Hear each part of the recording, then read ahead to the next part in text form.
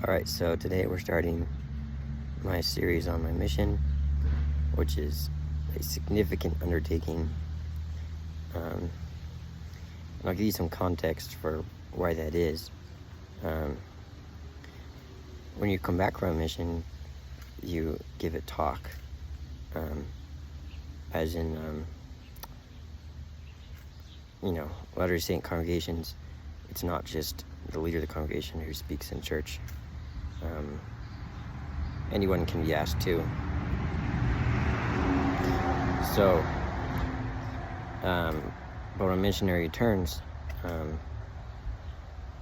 they customarily are given the opportunity to talk about their experiences and what they learned and their faith and that kind of thing. And I did have that opportunity, but I always felt very,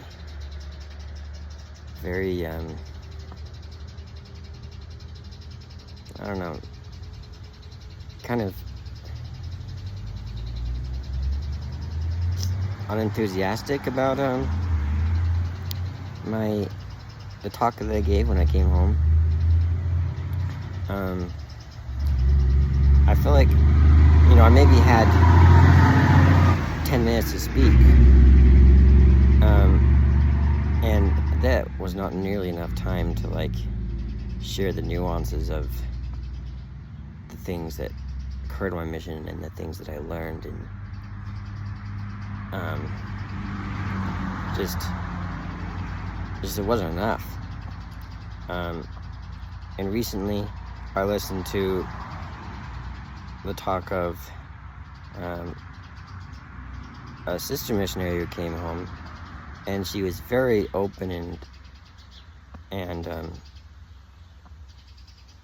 feel like her message was very powerful because she was so honest about things that how hard her mission was, and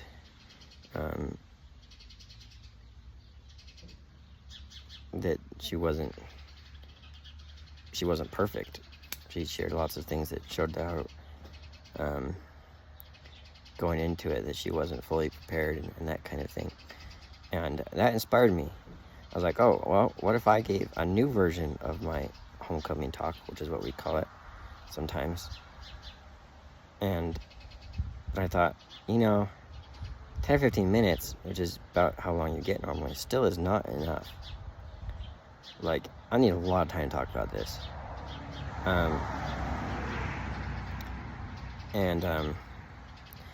So hopefully this is that opportunity to talk about my mission in a way that will make sense to people and in a way that I feel more satisfied with. So just an introduction going into my mission. I was 18, and this was the first year that the church had announced that 18-year-old men could start going on missions. Previously it was when you were 19. And so I wanted to be a part of that.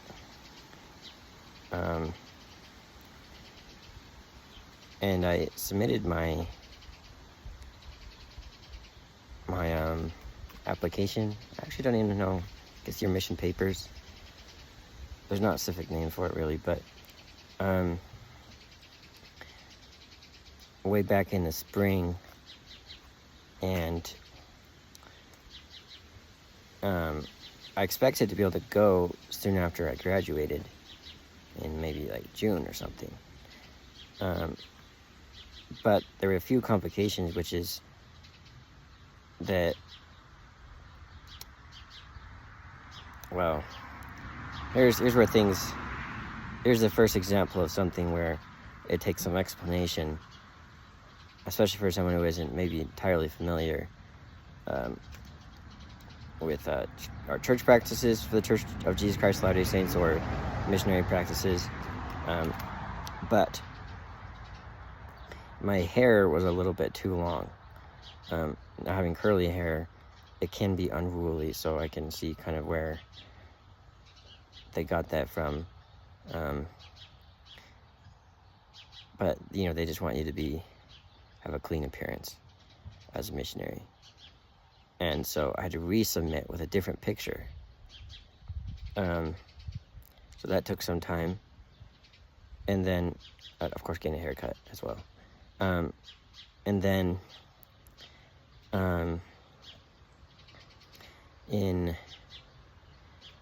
once I got my call, I learned that I was called to the Calgary Canada mission, which is kind of what I wanted, because I wanted to go somewhere. At the time, I wanted to go somewhere that was English speaking, but in another country. So it's exactly what I got. Literally the closest place, the closest foreign mission you could possibly receive to where I'm from. So it was cool that way. And also, I've always liked snow, and as you will come to learn, and probably assume, there's plenty of snow in Canada. But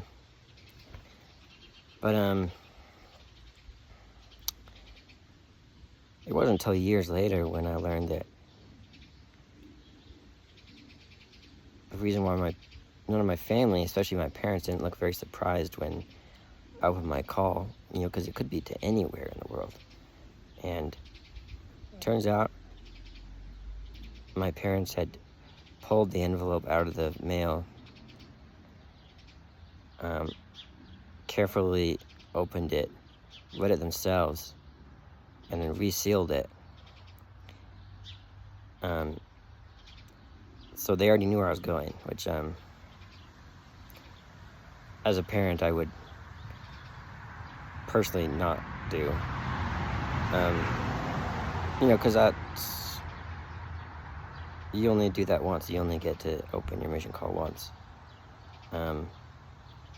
And it should be special. Anyway, so certainly I was a little bit unhappy about that, even years later when I learned that that's what happened. But I guess my parents were a little bit mischievous like that.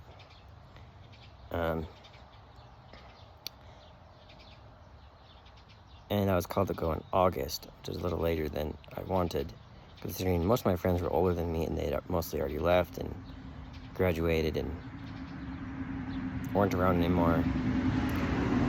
So I had a couple months at home where I mostly just studied, preached my gospel a lot, which is like the manual for missionaries.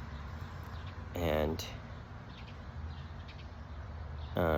it was kind of hard, honestly, because I felt like I was kind of in limbo. I wasn't really able to do anything because I was waiting to go on this journey that does not allow you to really have any other hobbies at the same time. It really takes you away from other things happening in the world and society and college and everything. It's such a unique experience that way.